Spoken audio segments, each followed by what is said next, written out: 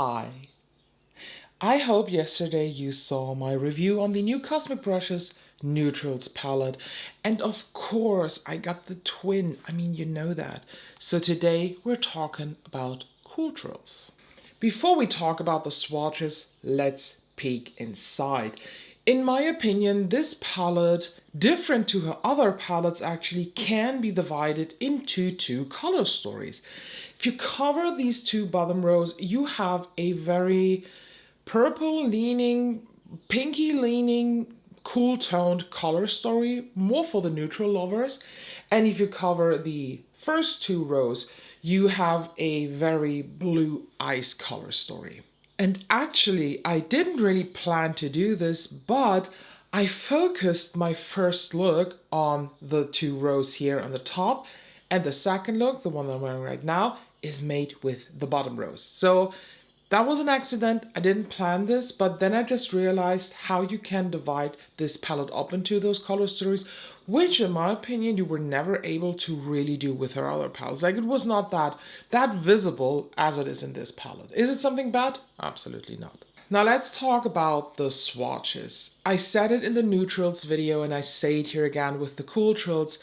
I have nothing to complain about the way Cosmic Brushes eyeshadow palettes swatch. This is one of the few exceptions in the beauty industry where the swatches are telling you, I don't know, 70% of the story. The other 30% of the performance you see on the eye, but with Cosmic Brushes, the way they feel, the way they swatch, the way they apply is exactly the way they will perform on your eye. And by that, I mean excellent color payoff, easy blending, build up for that gods, for the makeup gods, and you can build these shades up to the makeup heaven. It is insane. I really don't want to bother you now with a super long intro. I think I said what it needed to be said for the intro, and I just ask you, please stay to the end of the video so you can see my final, maybe a bit much emotional thoughts on this palette. So let's head over to look number one. Let's start the first look with Eternal. Classic, cool-toned transition color. That barely shows up, but that is okay for a transition color. So let's build it up a bit. Very interesting. On my skin, it turns into a very, very light beigey pink. While in the pan, it looks... Does it look pinky beige to you? For me, it doesn't, but it turns into something. I now go into Stone Cold, and I use this in the crease, a bit sloppy, also in the transition area. I don't really know in what direction this look is going. I don't know. I do not have any picture in my head right now. Usually when I look at the palette, I do have a instant idea, but this time, kind of not. I just want to roll with it. But I can immediately say from that first two applications that they are quite sheer. At least these two are very sheer, but they're very buildable, which I like. I now go into Natural, and that one I now apply in the crease and here in that outer part, but I focus really in the crease. I want to add a bit more depth, so I'm also going into Shadow, and that one I use on that outer V part and outer crease. And my eye is super watery because I accidentally smeared my face primer in my eye. Don't ask me why I did this. Thought it's a fun idea, I guess so. I didn't add much, but it kind of has an effect. I definitely want to use Crave, this very cool toned blue based pink, so I tap into Crave and I use this here on my inner crease part to brighten that area and give it a new hue and tint. Ooh, I like that. Glitter glue is on, and I now tap into Gravitate. And let's tap this here on top of the darkness. I tap it out towards the center, but I'm leaving most of the lid bare. I'm now going into Secret, and that one I apply on the rest of the lid. Oh my fucking makeup god. What a damn pretty shade. I kind of want to add an unexpected eyeliner on the waterline, so I'm using the ColourPop BFF Cream Gel Liner in Amethyst Hour. Because it's a lilac, you know, a very, very light lilac. So I try to catch the vibe here from that inner lid. It is more pink, but it has cool tones, so it's definitely working. I go into natural again, and I use this to blend directly on the lash line all the way to the inner corner. But I also go into grounded, and I use this here on top and below to smudge it out really grungy-ish. I'm also going into Crave again, and I use this even lower to brighten that area a bit and to give it a softer blend. I now go into Moonlight. What a fucking pretty shade. And I apply this as my inner corner highlight. Ooh.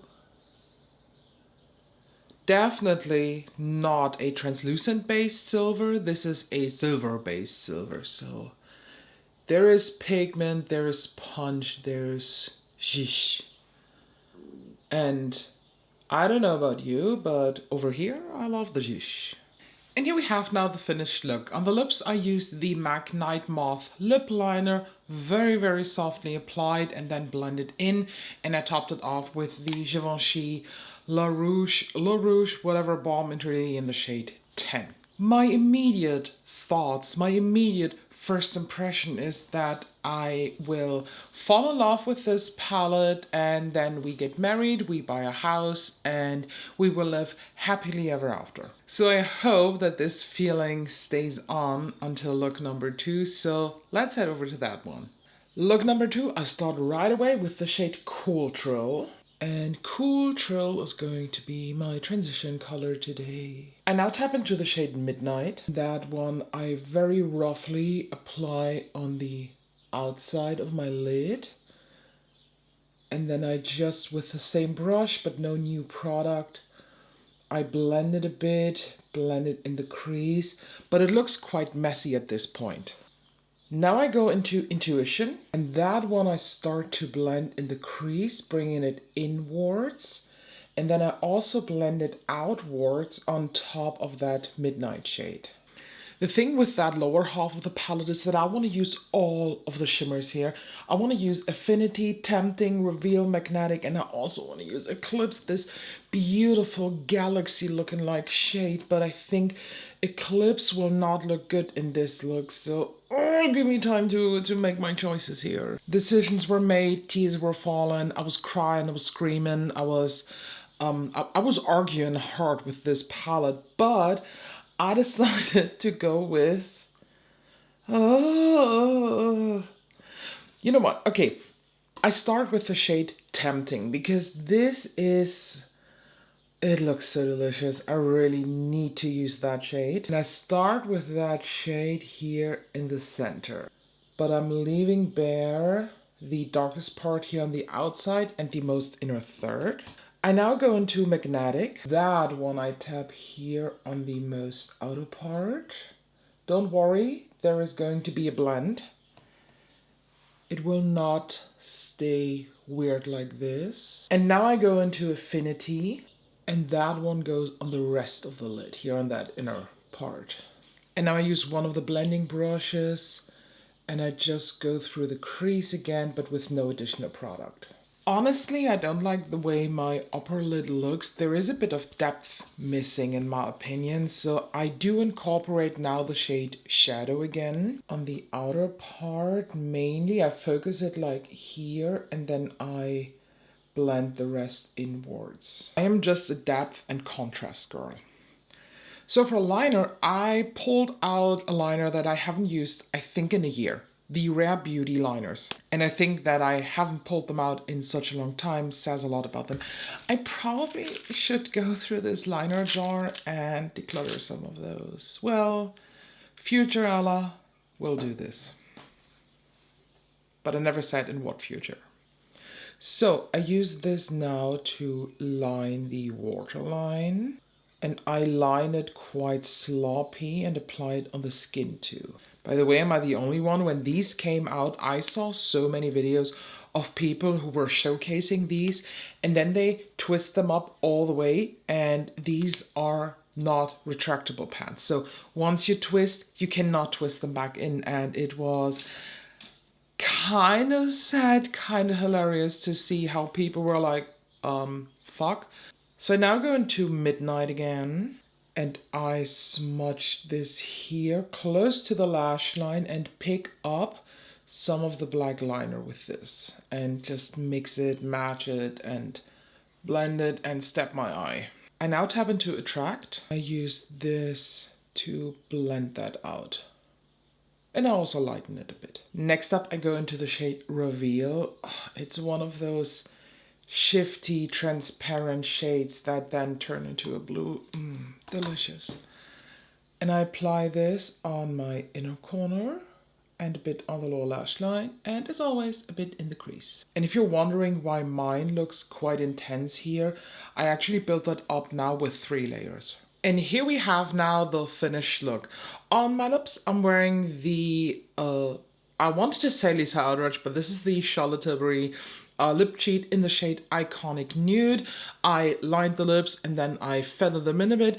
And I topped it off with a new addition to my lip collection. This is the Fenty Gloss Stick, and this is Fenty Glow.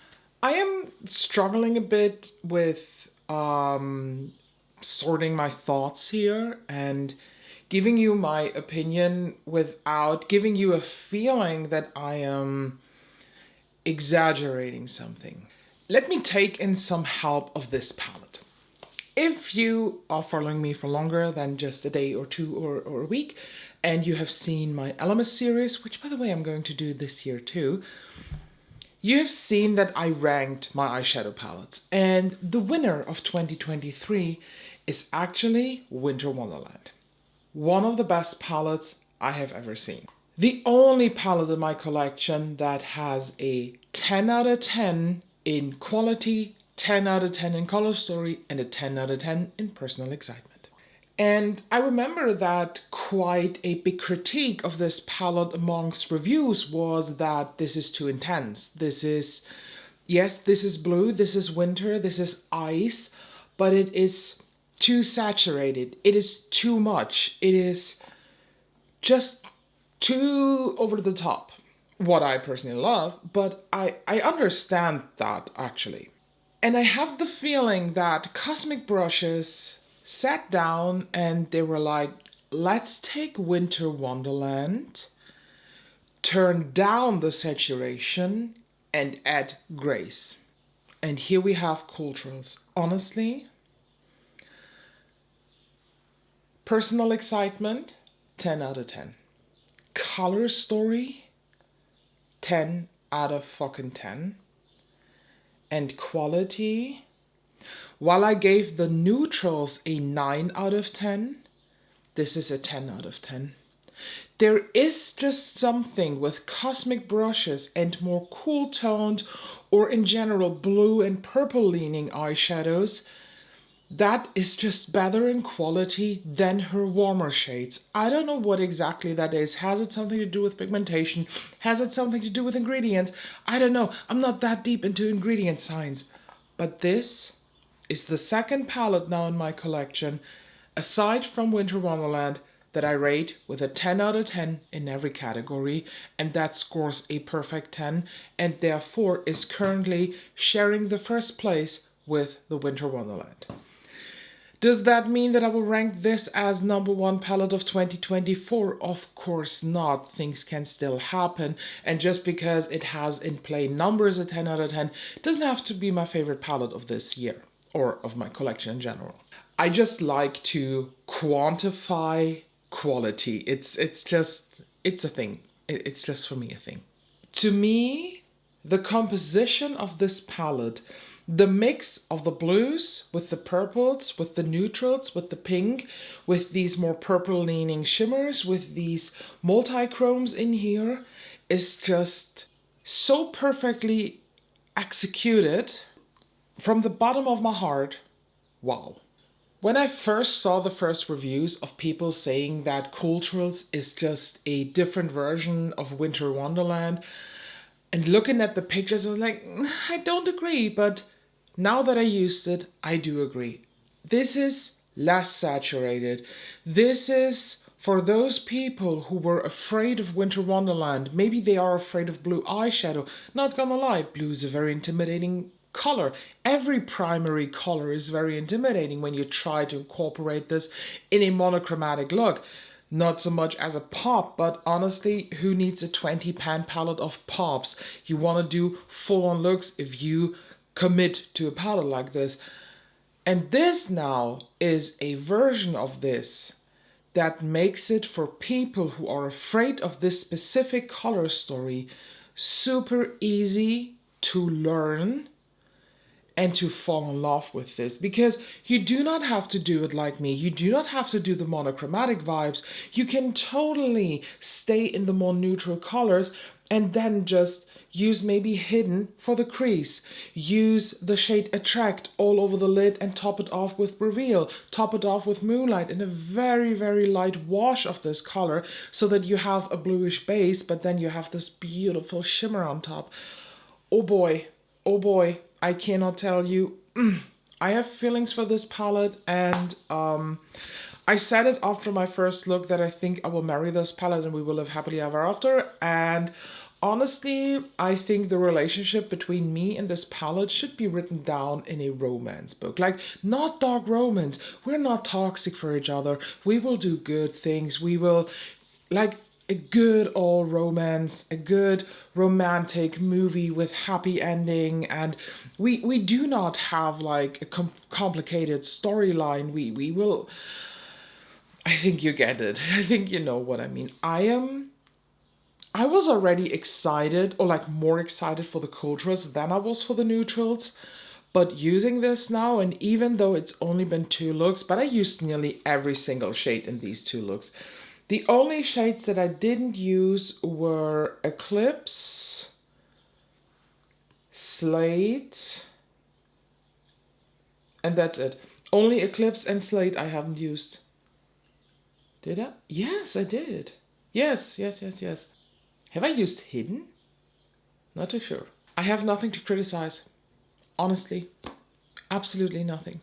So now that you have hopefully seen both videos on the neutrals that went up yesterday and today the Cooltrals, what do you think? Which one is your fave? I know it's a lot about color story preference, and I still stand by the fact that neutrals is just the better and more indie version of the Natasha Denona Golden, and therefore also the more affordable version. So if you were playing with the thought of getting Natasha Denona Golden, but it was maybe too boring for you and you wanted to have something more, the neutrals is it for you. And if you were afraid of Winter Wonderland, or in general you are just a lover of cool tone eyeshadows, Cosmic Brushes Cooltrals is the way to go for you. I love this so much. I'm not affiliated with them, but I do have my friend Jenna from Jensbeautynest. She has a code, it's JBN10, and it saves you 10%, and she gets a commission since this is an affiliate link.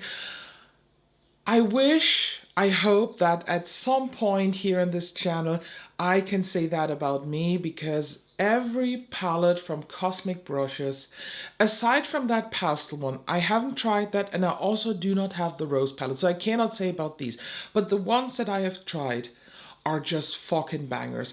And even though one of the palettes is in my chopping block, it's not in the chopping block because of quality. It is because this warm, swampy color story is just nothing that really tickles me. So that's why it's there. But the quality is just excellent. And honestly, they are so freaking affordable for what you get. I have no clue how they are doing this. Let me please know down below your thoughts. I'm very, very curious how much you like this, or maybe not. Maybe you're not a cool girl, like cool tone girl. You're all cool in the like mannerism things, but maybe you're not a cool tone girl. Totally get that. What I wanted to ask, oh, do you want to see more looks with this or the neutrals? Then please also let me know in the comments down below. And if you do not have any opinion, if you do not want to rank the palettes, if you don't want to rate, if you don't want to share what you think, then just comment for the algorithm. Comment Cooltrals. So thank you so much for watching, and I'll see you in the next one.